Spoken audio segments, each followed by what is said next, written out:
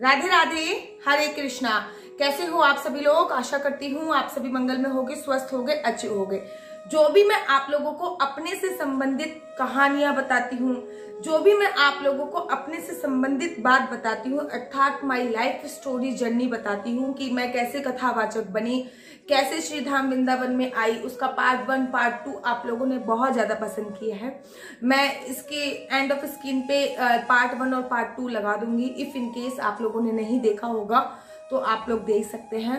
तो आज मैं आपको बताने जा रही हूँ पार्ट 3। पार्ट 1 में आप लोगों को बताया कि मैंने कैसे अपनी नौकरी को लीव किया, नौकरी छोड़ी। नौकरी छोड़ने के तत्पश्चात मैंने दृढ़ संकल्प लिया कि मुझे वृंदावन जाना है, वृंदावन जाके कथावाचक बनना है। मैं कैसे मैंने अपने ये पार्ट 1 में बताया था। पार्ट 2 में मैंने बताया कि मेरे रिश्तेदारों ने क्या क्या है कि जब मैं कथावाचक बनने के लिए श्री धाम वृंदावन में आ गई और मेरे रिश्तेदारों को पता चला तो मेरे माता पिता को क्या क्या सहना पड़ा, मुझे क्या क्या सहना पड़ा। तो चलो अब मैं आपको श्रीधाम वृंदावन की जर्नी बताती हूँ पार्ट 3 में कि जब मैं श्रीधाम वृंदावन आई तो मुझे क्या क्या स्ट्रगल करना पड़ा। मैं बेसिकली दिल्ली से बिलोंग करती थी और दिल्ली से बिलोंग करने के बाद दिल्ली से बिलोंग करती थी तो जो श्रीधाम वृंदावन है वो एकदम धाम ही है, अर्थात थोड़ा सा गांव टाइप का इसका माहौल है। तो बहुत सारी मेरी जरूरत की जो चीजें थी वो मुझे नहीं मिल रही थी, जैसे कि ब्राउन ब्रेड है वो श्रीधाम वृंदावन में बहुत कम जगह, मतलब आज से 5-6 साल पहले की बात बता रही हूँ। अब तो फिर भी अवेलेबिलिटी हो गई है, तो फिर भी मिलनी चालू हो गई है। लेकिन पहले जब मैं 6 साल पहले जब वृंदावन आई थी तो यहाँ पे शायद ब्राउन ब्रेड बहुत ही कम मिलती थी। मेरे को ढूंढने के लिए बहुत दूर दूर जाना पड़ता था। बड़ी मुश्किल से मुझे ब्राउन ब्रेड मिलती थी। मैंने जो रूम देखा था, रूम देखने में मुझे थोड़ी बहुत समस्याएं आई थी, जैसे कि मैं वेस्टर्न टॉयलेट यूज करती हूँ क्योंकि मेरे को बचपन से आदत ही है। तो श्रीधाम वृंदावन में सबने इंडियन टॉयलेट बनवा रखी थी, वेस्टर्न टॉयलेट ढूंढने में मुझे बहुत ज्यादा समस्या आई थी। तो मैं ये बता रही हूँ ना कि थोड़ा सा मैं दिल्ली की थी और मुझे थोड़ा सा यहाँ की लाइफ स्टाइल में ढलने के लिए बहुत ज्यादा अपने आप में परिवर्तन करना पड़ा, अपने आप में स्ट्रगल करना पड़ा। क्योंकि जब मैं श्रीधाम वृंदावन में कथा सीख रही थी तो मैं 1-2 बार ही दिल्ली गई होंगी और फिर जब मैं दिल्ली मेट्रो में वो तिलक लगा के और माला झोली हाथ में लेके जाती थी, मेरे को सब ऐसे देखते थे जैसे कि पता नहीं मैंने कोई क्राइम कर दिया हो, मैंने कोई जुर्म कर दिया हो, पता नहीं। सब इतनी ऐसे देखते थे जैसे कि मैं पता नहीं कौन लड़की आ रही है या फिर मैं कोई क्राइम करके आ रही हूँ। आप लोगों के साथ भी कभी ऐसा हुआ है कि श्रीधाम वृंदावन में तो आप माला झोली लेके घूमते रहो, आपको कोई कुछ नहीं कहता, नंगे पैर घूमते रहो, कोई कुछ नहीं कहता, तिलक लगा के घूमते रहो, कोई कुछ नहीं कहता। लेकिन जैसे ही आप श्रीधाम वृंदावन से आउट करते हो तो आप, जैसे मैं दिल्ली में जब 1-2 बार भागवत सीखने के दौरान 1-2 बार जब मैं दिल्ली गई थी और किसी कारणवश मेट्रो से गई थी, मेट्रो में मैंने ट्रेवल किया था किसी कारणवश। तो जब मैंने माला झोली में जप रही थी, मंत्र जाप कर रही थी, माला झोली जप रही थी, तिलक लगा रखा था, तो सब मेरे को ऐसी निगाहों से देख रहे थे जैसे कि मैंने तिलक लगा के या फिर माला झोली हाथ में लेके कोई क्राइम कर दिया हो। मुझे नहीं पता कभी कोई ऐसी घटना घटित हुई है तो मुझे बताइए। तो श्रीधाम वृंदावन में आए मेरे को 2 महीने कंप्लीट हो गए थे। मैं निरंतर अपने भागवत का अध्ययन कर रही थी, भागवत सीखती जा रही थी। मैंने एक गुरु से पहले भागवत का अध्ययन किया, लेकिन मेरे को वहां पे कुछ प्रॉब्लम्स आई तो मैंने वहां पे लीव किया। फिर मैंने दूसरे गुरु से भागवत का अध्ययन किया और ऑलमोस्ट मैंने वहां से भागवत का अध्ययन कंप्लीट कर लिया था। से 2 महीने कंप्लीट हो गए थे मुझे कथा सीखते सीखते। अचानक से मेरे माइंड में ये ख्याल आया कि मैं रोज डेली मैं अपने गुरु के कहे अनुसार मैं डेली नित्य नियम से बिहारी जी के मंदिर में जा रही थी। डेली मैं बिहारी जी के मंदिर में जाती थी। जब मेरे पीरियड्स होते थे उस दिन को छोड़कर बाकी मैं डेली बिहारी जी के मंदिर में जा रही थी। और ऐसा नहीं है जैसे कि मैं हमेशा कभी कभी मैं बोलती हूँ कि कोई लोग कहते हैं कि भगवान से मांगना नहीं चाहिए या फिर बिहारी जी के मंदिर में जाते मैं बिहारी जी से एक ही चीज मांगती थी कि अब मेरे को आपने यहाँ पे बुला लिया है, जब मेरी उंगली पकड़ ही ली है तो मुझे अपना हाथ पकड़ा दो ना। हमेशा मैं यही बोलती थी कि जब मेरी आपने उंगली पकड़ ली है तो मुझे अपना हाथ पकड़ा दो ना, उंगली पकड़ ली है अपना हाथ पकड़ा दो ना। इसका अर्थ मैं बिहारी जी से ये बोलती थी कि मेरे को भी एक वृंदावन में छोटा सा निवास स्थान दिला दो।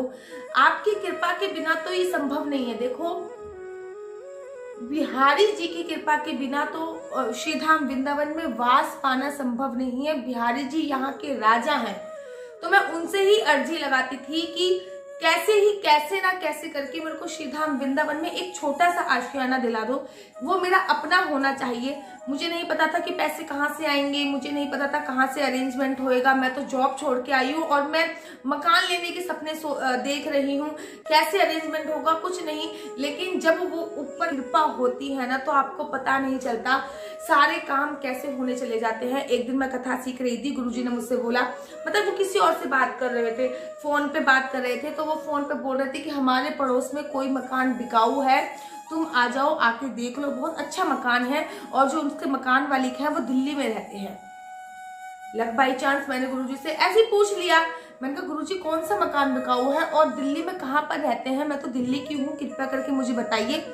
गुरुजी ने मुझे सारी डिटेल बताई कि ये वाला मकान बिका हुआ है। अच्छा, ये सरकारी कॉलोनी कटी हुई थी, मैं आप लोगों को क्लियर बोल दूं कि सरकारी कॉलोनी कैलाश नगर में ये सरकारी कॉलोनी कटी हुई है। तो फ्रॉड का कोई नहीं है कि किसी भी प्रकार से कोई फ्रॉड हो यहाँ पे, ऐसा कुछ हो ही नहीं सकता। गुरुजी ने मुझे दिखाया कि मतलब प्लॉट ही प्लॉट था कि ये प्लॉट बिकाऊ है। और उस टाइम पे जो रेट चल रहे थे, उस टाइम पे आज से 6 साल पहले 26,000 के रेट चल रहे थे। जब मैंने परचेस किया था तो मैंने 26,000 रुपए गज के हिसाब से परचेस किया था कैलाश नगर में, श्रीधाम वृंदावन में। केवल प्लॉट की मैं बात कर रही हूँ, मकान नहीं बना हुआ था, केवल प्लॉट था। तो 26,000 रुपए गज के हिसाब से मैंने परचेस किया था। मेरे माइंड में आया, मैंने कहा गुरुजी क्या आप मेरे को उनका नंबर दे सकते हो, जो दिल्ली में रहते हैं। उन्होंने मेरे को उनका नंबर दिया। मैंने अपने पापा से फोन पे बात करी, मैंने कहा पापा जी श्रीधाम वृंदावन में एक मकान बिकाऊ है और ना आप आके एक बार देख लीजिए। मकान मालिक है वो भी दिल्ली में रहते हैं। तो मेरे पिताजी ने भी पता नहीं एक बार भी मना नहीं करा कि वृंदावन में मकान कैसे लिया जाएगा, कहाँ से लिया जाएगा, पैसों का अरेंजमेंट कैसे होगा, कहाँ से पैसे आएंगे। उन्होंने कहा कि व्हेन आई कम, जब भी हम आएंगे डेफिनेटली हम वो मकान देख लेंगे। ऐसा करो तुम अपनी नजर में 1-2 मकान और ध्यान से देख के रखो। मेरे को आत्मविश्वास और बढ़ा। मैंने कहा लगता है बिहारी जी हाथ पकड़ने वाले हैं। मैंने 1 मकान और देखा, 2 मकान और देखे, 3 मकान, मतलब मैंने 4-5 मकान देख डाले। और उसके बाद मेरे पिताजी श्रीधाम वृंदावन में घूमने के लिए आए मेरे छोटे वाले भाई के साथ। तो मैंने उन्हें सारे प्लॉट्स दिखाए, ये मकान बिकाऊ है, ये मकान बिकाऊ है, ये मतलब उस टाइम पे कैलाश नगर में बहुत सारे मकान थे जो बिकने वाले थे उस टाइम पे। तो हमें फाइनली ये वाला जिस मकान में हम रह रहे हैं वो पसंद आया। ये केवल खाली प्लॉट था। दिल्ली वालों से मेरे पिताजी ने बात की तो पता चला कि दिल्ली में एक मंदिर है, वो हमारे घर के पास, जैसे कि मैं भजनपुरे में रहती हूँ तो वो हमारे घर के पास गांधीनगर है, शादरा, वहां पे रहते थे। मेरे पिताजी उनके घर पे गए, उनको बहुत कन्विंस किया। मोल भाव थोड़ा ठीक करते करते वो 26,000 पर आए फाइनली। और 26,000 पे आए। और एक अच्छी बात ये रही कि वो एक गुरुजी को मानते थे। गुरुजी बड़ा मंदिर दिल्ली में है, जो लोग दिल्ली के होंगे उन लोगों को पता होगा, गुरुजी बड़ा मंदिर दिल्ली में है। मेरे पिताजी ने मुझसे बिना पूछे उसी दिन मेरे पिताजी गए और बयाना दे के आ गए। मुझे नहीं पता कि कहाँ से पैसों का अरेंजमेंट हो रहा था, सब कुछ कहाँ से आ रहा था, लेकिन सब कुछ बड़ा स्मूथली चला जा रहा था। 1-1.5 महीना मेरे को श्रीधाम वृंदावन आया हुआ था और मैंने अपना प्लॉट, मेरे पिताजी ने प्लॉट का बयाना दे दिया था। 2.5 महीने तब हुए जब मेरे पिताजी ने, हमने एक बड़ा शुभ मुहूर्त निकलवा लिया कि हाँ भैया इस दिन हम रजिस्ट्री कराएंगे। लेकिन कहते हैं ना कि शुभ काम में कोई ना कोई बाधा जरूर आती है। जिस दिन हमारी रजिस्ट्री होनी थी उस दिन मैंने अपने माता पिता दोनों को बुलाया, हमने रजिस्ट्री कराने के लिए हम उनको रजिस्ट्रार ऑफिस लेके जा रहे थे। कोई हमारे पास गाड़ी वाड़ी नहीं थी, बड़े सिंपल लोग हैं हम लोग। हम लेके जा रहे थे तो जिस ऑटो, हमने 2 ऑटो करे थे, एक में उनका परिवार बैठा था, एक में हमारा परिवार बैठा था। तो अंकल का जी का परिवार जहाँ से हम मकान परचेज करे थे, जिस ऑटो में बैठा था, उन्होंने अपनी रजिस्ट्री उसी ऑटो में रख के छोड़ दी और वो रजिस्ट्रार ऑफिस उतर गए। उनको याद ही नहीं रहा और वो ऑटो वहां से चला गया। हम लोगों को समझ में नहीं आया कि भगवान कोई हमें सिम्टम्स तो नहीं देने वाला, भगवान बाकी बिहारी जी क्या चाहते हैं, अचानक से ऐसा क्या हो गया। रजिस्टर भी वहां पे है भाई, अब दूसरी रजिस्ट्री निकलवाने में तो महीनों लग जाएंगे। आज हम लोग समय निकाल के सब यहाँ पे आए हैं, शुभ मुहूर्त निकाल के आए हैं। तो मैंने आंटी से बोला, मैं कहा आंटी जी आप एक काम कीजिए कि मैं और आप जाके वहीं पे खड़े हो जाते हैं, जो रजिस्ट्रार का ऑफिस है, यहाँ पे ऑटो वालों ने हमें छोड़ा है, हम दोनों वहीं पे खड़े हो जाते हैं। क्या पता ऑटो वाला आके वापस आ जाए और आके आपके डॉक्यूमेंट्स आपको दे दे। उन्होंने कहा हाँ ठीक है चलो चलते हैं। हम दोनों वहां पे जाके खड़े हो गए और बाकी बिहारी जी की कृपा देखिए। मैं हमेशा बोलती हूँ ना कि कोई भी शुभ काम करने के लिए जाते हैं तो कोई ना कोई बाधा जरूर आती है। तो हम रजिस्ट्री कराने के लिए जा रहे थे लेकिन ये बाधा जरूर आई। बाकी बिहारी जी की कृपा देखिए, 1 घंटे बाद वो ऑटो वाला दोबारा आया और दोबारा आके बोला कि आपके ये कागज वहां पे रह गए थे, शायद आपके कोई इंपॉर्टेंट कागज थे। मुझे अंदर से फील हो रहा था कि तेरे ऑटो में कुछ रखा है, देख के आ तेरे ऑटो में कुछ रखा है। पता नहीं कौन मुझे ये चीजें बोल रहा था लेकिन बहुत मेरे अंदर से कुछ फीलिंग आ रही थी। मैं उठ के मैंने अपने ऑटो के पीछे देखा तो आपके ये डॉक्यूमेंट्स थे, तो मैं आपको देने के लिए आया हूँ। समझ में नहीं आया कि उसका शुक्रिया अदा कैसे करे। खैर उस दिन हमारी रजिस्ट्री हो गई, जो कि प्लॉट की रजिस्ट्री हो गई थी। हम लोग वापस आए और प्लॉट की रजिस्ट्री होने के साथ ही अब मेरे पे जिम्मा छोड़ दिया गया था कि मुझे अब ये घर भी बनाना है और अपनी भागवत की पढ़ाई भी करनी है। और ठीक 1.5 महीने बाद मेरी कथा भी थी। 26 मार्च को मेरी कथा फिक्स हो चुकी थी कि हम लोग 26 मार्च को हम लोग कथा करेंगे। दिल्ली में मेरी प्रथम कथा का आयोजन हो चुका था और यहाँ पे मकान बनाने के लिए मेरे पिताजी ने मुझे बोल दिया था। मुझे नहीं पता, जो लड़की 2 महीने पहले वृंदावन में आई है, अचानक से उसने प्लॉट ढूंढ लिया, अचानक से प्लॉट की रजिस्ट्री हो गई, दिल्ली के ही मकान मालिक मिल गए, वहीं से रजिस्ट्री करा ली। सब कुछ कैसे हो रहा था मुझे नहीं पता चल रहा था। भागवत कथा भी सीख रही थी, राम कथा भी सीख रही थी और इस बीच में मकान का काम भी मेरे जिम्मे आ गया था। अकेली लड़की, खाना भी खुद बनाना है, सफाई भी खुद करनी है, सब कुछ कैसे मैनेज कर रही थी मैं खुद भी नहीं जानती हूँ। नींव रख दी गई मकान की और मकान बनाने का कार्य प्रारंभ हो गया और डेली बिहारी जी जाना, ये सब कुछ करने के बावजूद भी बिहारी जी जाना। मैं बिहारी जी गई उस दिन जब नींव रखने का, मैंने कहा बाहर के बिहारी इतना सारा काम मेरे से अकेले नहीं हो रही है, क्योंकि मेरे को स्कूटी चलाने नहीं आती थी और कैलाश नगर से सारी मार्केट बहुत दूर दूर है। कभी ठेकेदार कुछ मंगाता, कभी मिस्त्री कुछ मंगाता, कभी कुछ मंगाता, मुझे कुछ भी नहीं समझ में आ रहा था कि मैं क्या करूं, कैसे मैनेज करूं, मकान को कैसे बनाऊं, मैं कुछ भी समझने में बहुत परेशान थी। उस दिन मैं बाकी बिहारी जी के मंदिर में गई और मैंने बाकी बिहारी जी से अर्जी लगाई। मैंने कहा बिहारी जी मैं यहाँ पे अकेली हूँ, कोई भी नहीं है, बहुत दूर मार्केट है, कम से कम 4 किलोमीटर मार्केट है और ऑटो भी 2 किलोमीटर के बाद मिलता है।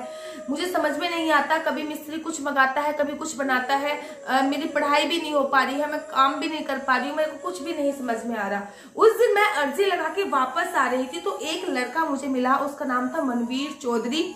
मैं बहुत पॉपुलर फेस थी शुरू से ही, सोशल मीडिया पे मैं बहुत एक्टिव रहती हूँ। मेरा नाम आशु परिहार है, आप आशु परिहार के नाम से फाइंड आउट कर सकते हो। तो सोशल मीडिया पे मैं बहुत एक्टिव रहती थी शुरू से ही, अपने देश के लिए, अपने धर्म के लिए। मैं बचपन से ही अपने देश और धर्म के लिए बहुत एक्टिव थी। तो उस लड़के ने मुझे सोशल मीडिया के जरिए पहचाना। 18-19 साल का लड़का था। उसने कहा दीदी आशु दीदी हो ना आप? मैंने कहा हाँ। कह रहा आप जय श्री राम, मैं आपकी वीडियो देखता हूँ। उस टाइम पे मैं वीडियो बनाती थी तो वो सोशल मीडिया पे बनाती थी। मैं आपकी वीडियो देखता हूँ, आप बहुत अच्छा अपने देश के लिए, धर्म के लिए कार्य कर रही हो। और उस टाइम पे फेसबुक पे मेरा एक चैनल हुआ करता था जिसको मैं हर शनिवार को लाइव आती थी और घर में है घरेलू दवाघर बनाती थी, अर्थात दवाई के नुस्खे बताती थी। क्योंकि मैंने डॉक्टरेट करी है नेचुरोपैथी एंड योग में, तो लाखों लोगों को बहुत ज्यादा फायदा होता था जब मैं दवाइयों के बारे में बताती थी। जैसे कि सुबह सुबह तांबे के जग में पानी डालना है, उसमें एक चांदी का सिक्का डालना है, सुबह आपको वो पानी पीना है, या फिर सोने का सिक्का डालना है वो पानी पीना है, या फिर मिट्टी के घड़े का पानी आपको सुबह पीना है। ऐसे करके मैं बहुत सारी बातें बताती थी। एवरी सैटरडे में लाइव आती थी। तो उस मनवीर चौधरी ने मुझे वैसे पहचाना और उस दिन मुझे जरिया मिला, एक भैया मिले जो मेरी हेल्प पूरी तरीके से करने के लिए तैयार थे। और उन्होंने पूरा मेरा, मैं आपसे ये कह सकती हूँ कि 50% घर बनवाने में उनका बहुत बड़ा हाथ है, मेहनत में। क्योंकि उनके पास बाइक भी थी, वो बनवाने में उन्होंने बहुत ज्यादा हेल्प करी, बहुत ज्यादा मदद करी। और उसी बीच में मेरा घर आधा बन के तैयार हो पाया था, फर्स्ट फ्लोर पे लेंटर पड़ पाया था और उसी बीच पे मेरी कथा आ गई थी। 26 मार्च को मैं प्रथम कथा करने जा रही थी दिल्ली में। मुझे नहीं समझ में आ रहा था कि 2-3 महीने में मैंने कैसे कथा सीख ली और इतना कॉन्फिडेंस लेवल कैसे आ गया कि मैं कथा कर पाऊंगी बहुत। लेकिन कहते हैं ना कि जब आप कुछ अच्छी चीज करने जाते हो तो प्रॉब्लम्स आती ही आती हैं। मेरी कथा में भी प्रॉब्लम्स आई थी। क्या प्रॉब्लम्स आई थी, उसके लिए आपको 4 पार्ट का इसका 4th पार्ट देखना पड़ेगा। और कैसी लगती है आपको मेरी वीडियो, मेरी लाइफ की जर्नी कैसी लगती है। अगर आपको मेरी लाइफ की जर्नी अच्छी लगती है तो आप अपना यूट्यूब चैनल हरी बोल को लाइक शेयर सब्सक्राइब करना बिल्कुल भी मत भूलिए। तब तक के लिए मुझे दीजिए इजाजत। राधे राधे, हरे कृष्णा, हरि बोल।